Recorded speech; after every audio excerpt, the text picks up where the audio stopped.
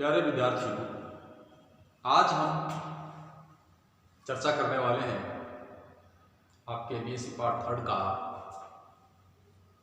Second paper economic geology. उस economic geology में हम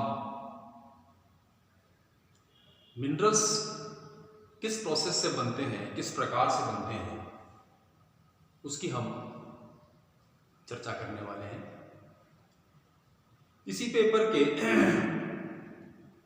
इससे पहले के वीडियोस में हमने मैग्मेटिक कंसंट्रेशन प्रोसेस के बारे में जानने का प्रयास किया कि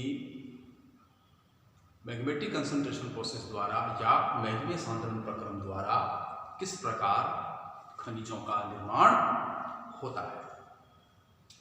उसी को आगे बढ़ाते हुए ये दूसरा प्रोसेस है, उस प्रोसेस का नाम है हाइड्रोथर्मल प्रोसेस। हाइड्रोथर्मल प्रोसेस यानी हिंदी में इसको हम उष्ण जलीय विलयन प्रक्रम के नाम से जानते हैं। उष्ण जलीय विलयन प्रक्रम यानी हाइड्रोथर्मल प्रोसेस। देखिए विद्यार्थियों, क्या है कि जैसा कि मैग्नेटिक कंसंट्रेशन प्रोसेस में आपने पढ़ा था कि मैग्मा चैम्बर से ही ये प्रोसेस शुरू होता है, मैग्नेटिक कंसंट्रेशन प्रोसेस, और उससे कई सारे इंपॉर्टेंट जो मिनरल्स हैं, खनिज हैं, वे डिपॉजिट हो जाते हैं। उसके पश्चात, उसके बावजूद भी उसमें कुछ अवशिष्ट द्रव बचा रहता है, रेजिडुअल लिक्विड बचा रहता है। आपको याद होगा, आपने लेट मैग्मेटिक प्रोसेस में रेजिडुअल लिक्विड सेग्रीगेशन और रेजिडुअल लिक्विड इंजेक्शन की बात की थी, साथ ही इमिसिबल लिक्विड सेग्रीगेशन और इमिसिबल लिक्विड इंजेक्शन की बात की थी। तो वही जो रेजिडुअल इमिसिबल जो लिक्विड है, जो बचा रहता है, उसमें कुछ महत्वपूर्ण मेटल्स या धातु घुले हुए रहते हैं, और उन्हीं से जब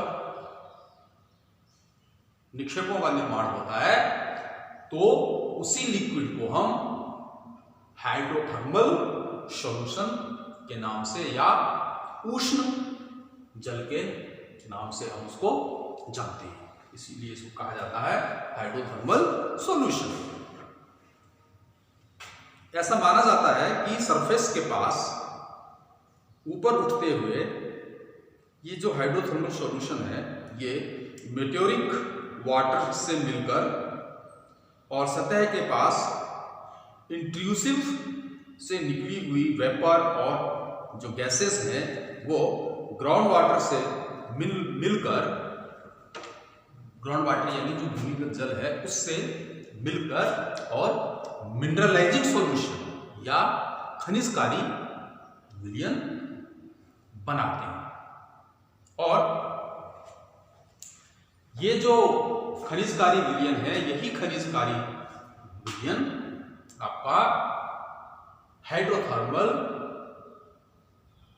मिनरलाइजिंग सॉल्यूशन कहलाता है, उष्ण जलीय खनिजीकरण विलयन कहलाता है।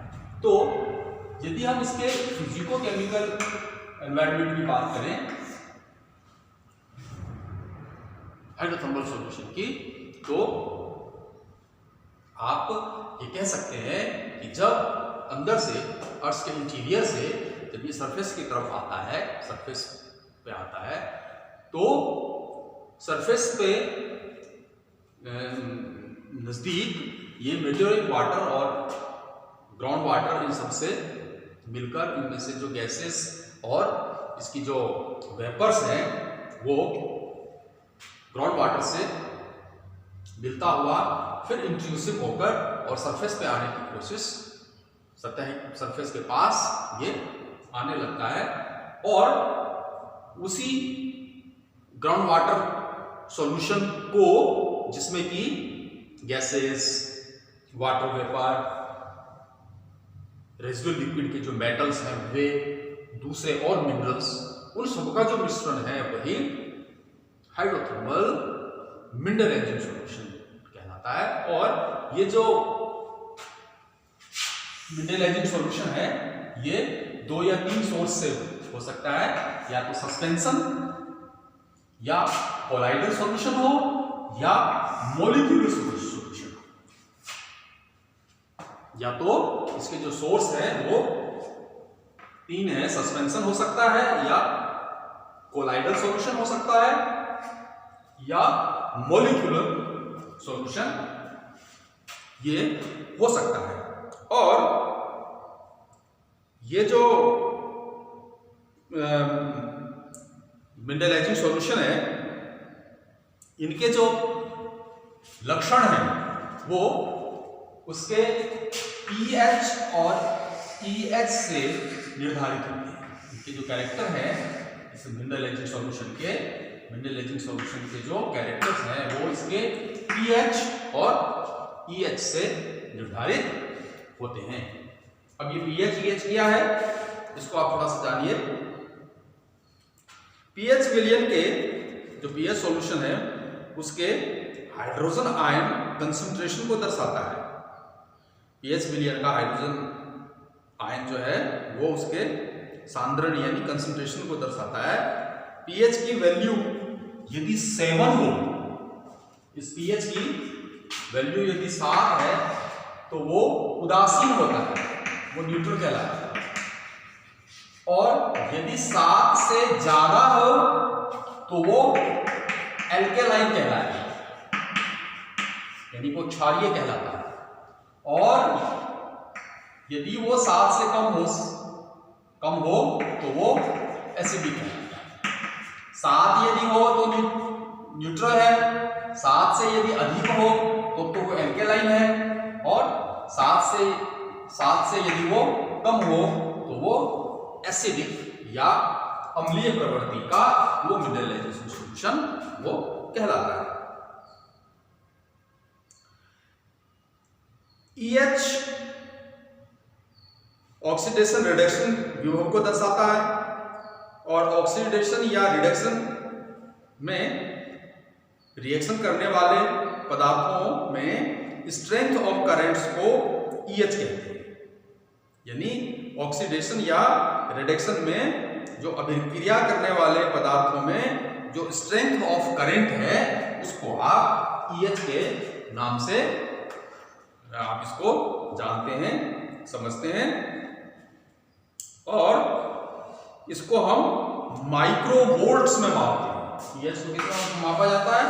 EH को हम मापते हैं माइक्रोवोल्ट्स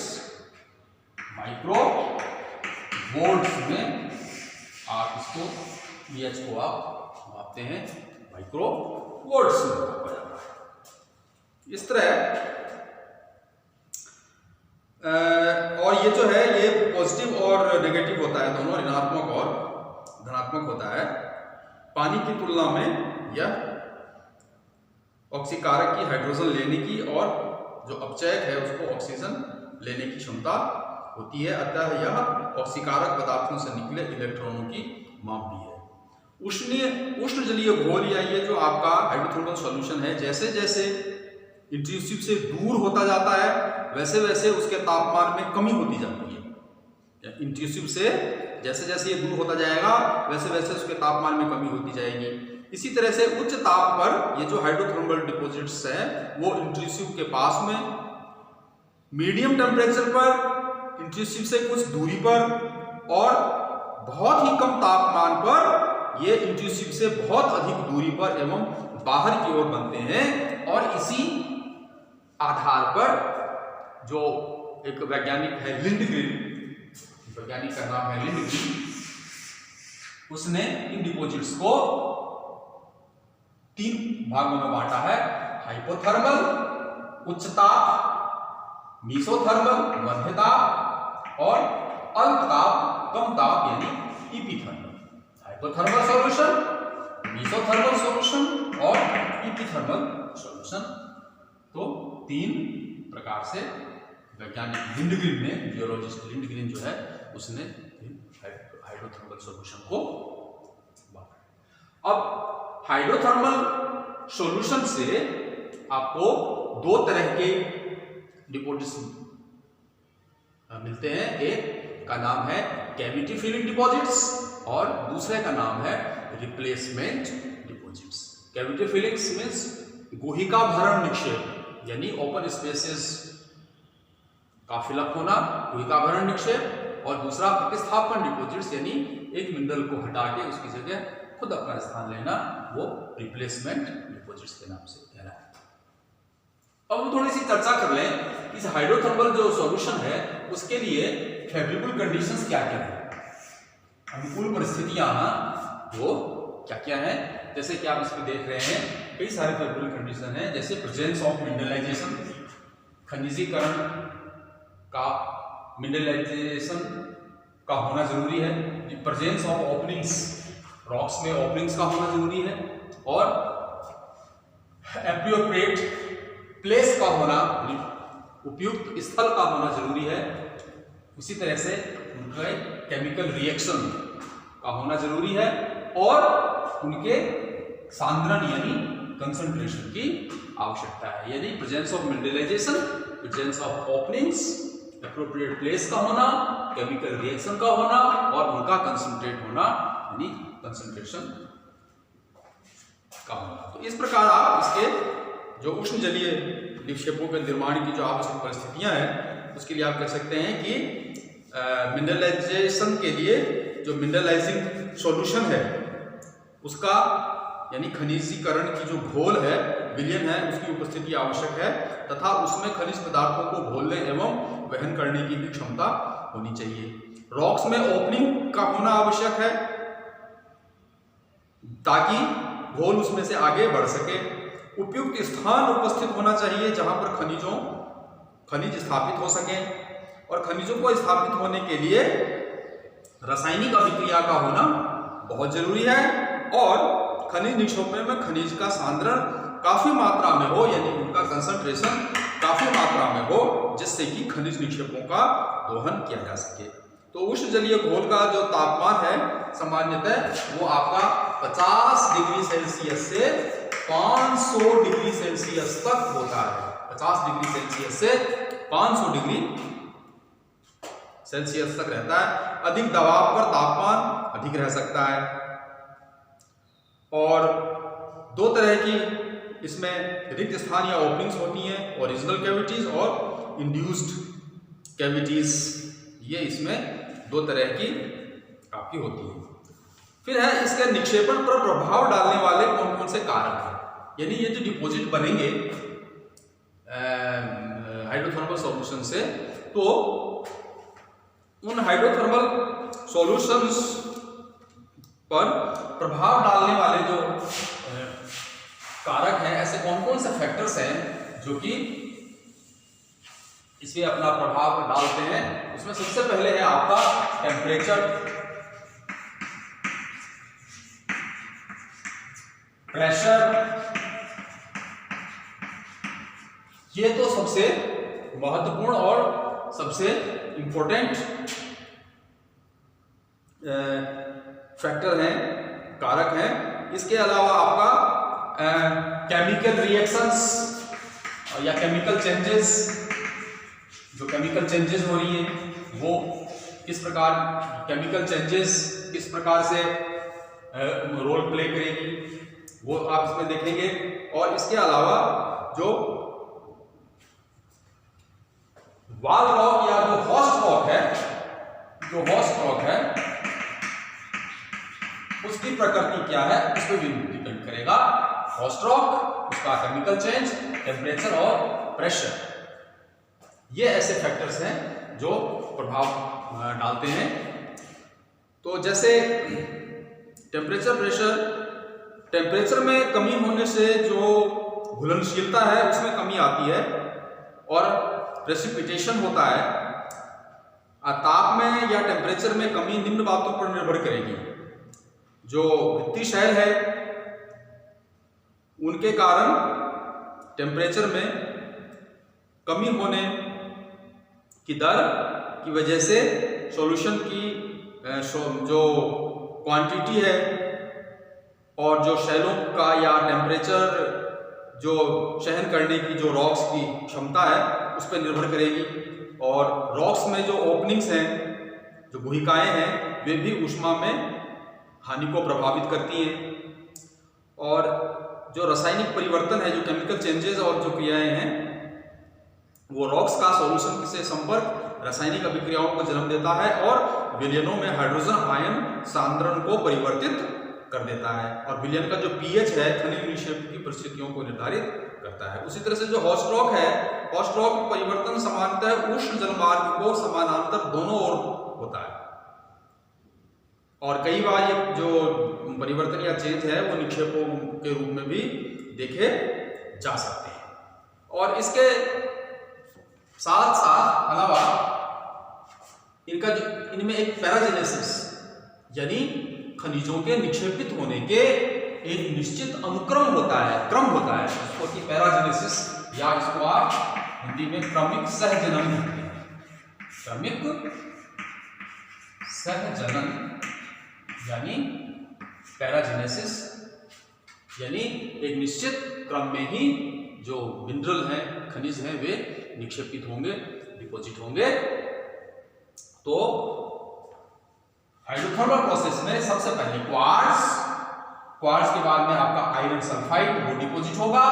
आयरन सल्फाइड यानी आर्सेनाइड भी इसको आप कह सकते हैं। उसके बाद स्फेलेराइट, फिर स्फेलेराइट के बाद में एनर्थाइट, एनर्थाइट के बाद में चैल्कोपाइराइट, चैल्कोपाइराइट के बाद में बोर्नाइट, बोर्नाइट के बाद में गैलेना, गैलेना के बाद गोल्ड और गोल्ड के बाद में सिल्वर।